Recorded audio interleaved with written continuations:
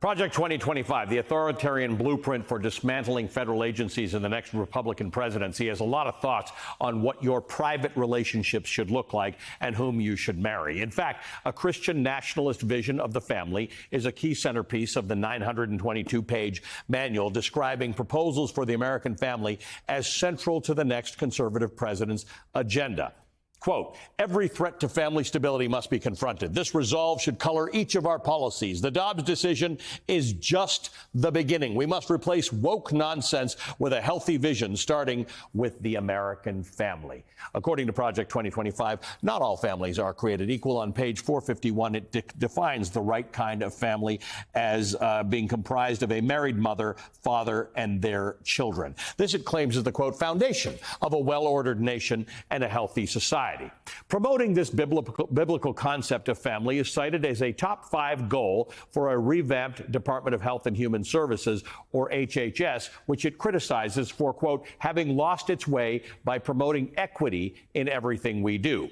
According to Project 2025, efforts at promoting diversity should be repealed and replaced with policies that support what it calls the formation of, quote, stable married nuclear families, end quote.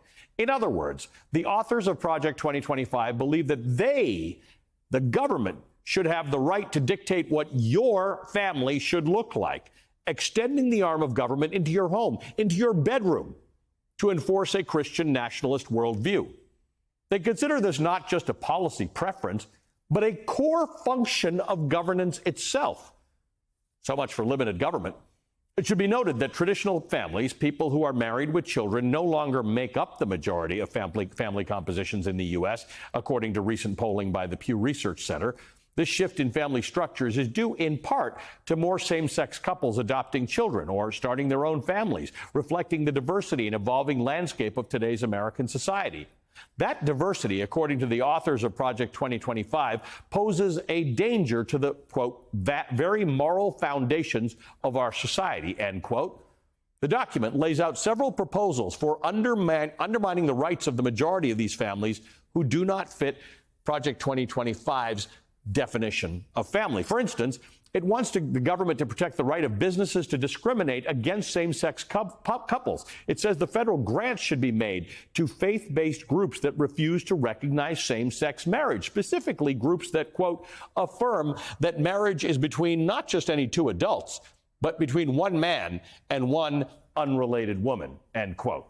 And while acknowledging that this would violate the Respect of Marriage Act, which actually bans discrimination against same-sex couples, the document nonetheless calls for the government to, quote, protect faith-based grant recipients that maintain a biblically based, social science reinforced definition of marriage and family.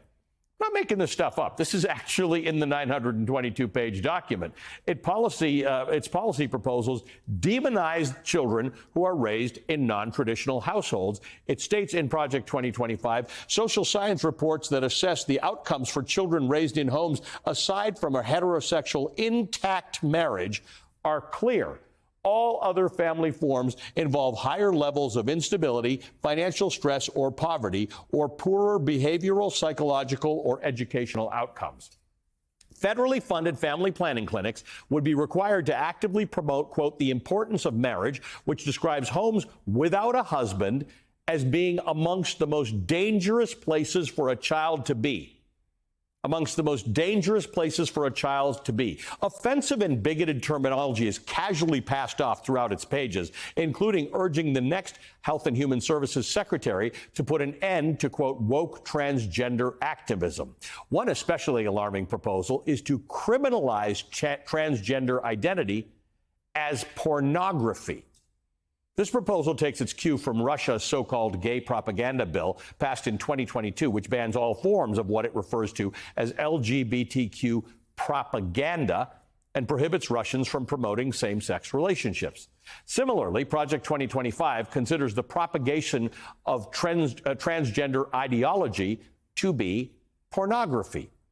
It mirrors similar rhetoric used by extremist groups such as Moms for Liberty to broadly oppose drag queen reading hours and to keep LGBTQ+ books out of libraries.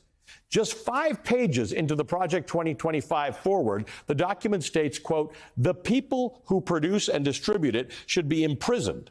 Educators and public librarians who purvey it should be classed as registered sex offenders. Telecommunications and technology firms that facilitate its spread should be shuttered." So much for small government. It also classifies gender reassignment surgery as a form of child abuse.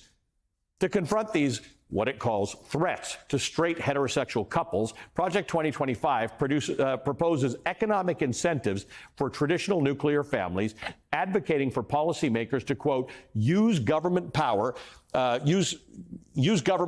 including through the tax code, to restore the American family. By redirecting federal funding to support its biblical view, what it calls its biblical view of family, same-sex couples or other family structures would be denied equal benefits that are given to straight heterosexual couples. And the timeline for implementing all this is as soon as Trump takes office, which the document assumes is a given. Conservatives have just 2 years, it writes, and 1 shot to get this right.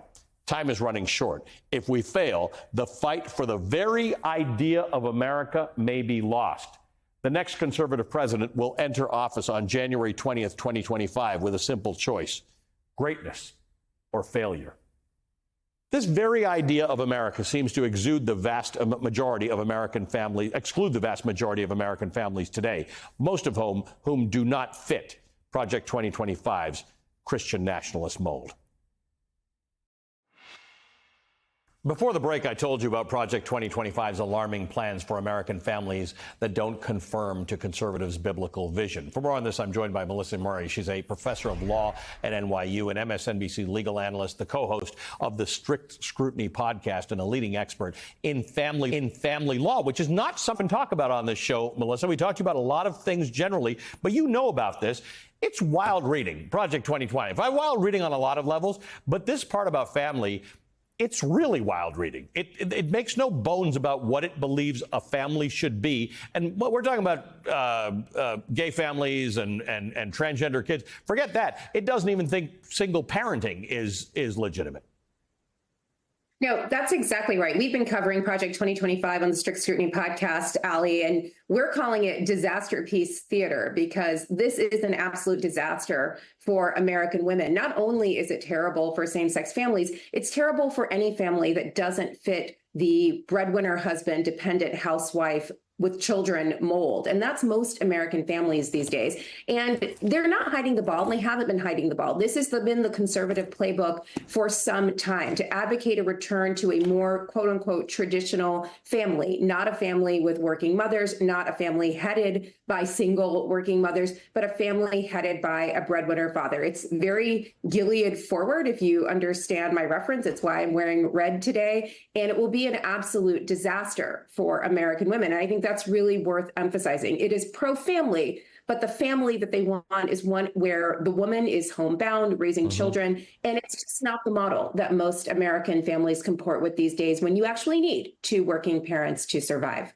Talk to me about, it's a 180-day implementation plan, but in fact, some of these things will take longer because what Project 2025 actually wants to do is in actual conflict with laws that are on the books, some of which have been adjudicated or evaluated by the Supreme Court already. Now, one never knows what the Supreme Court is going to do in the future, but there are people who would reasonably think this is nonsense because my gay marriage is protected under law, certain things are protected under law. Tell me how that works. How does Project 2025 deal with the fact that it is actually proposing things that are against the law?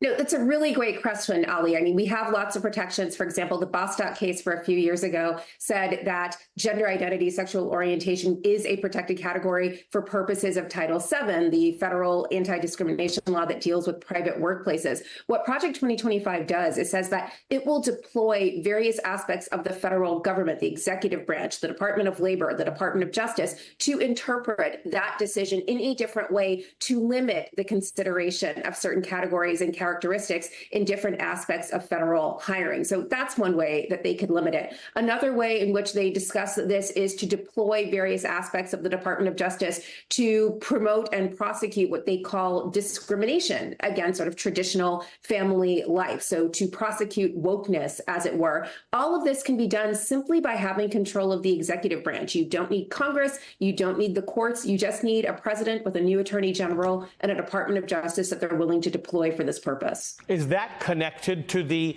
aims of diminishing the administrative state and the Chevron doctrine? Is the idea that you have more power controlled by the president and the executive branch so that you can do these things more easily?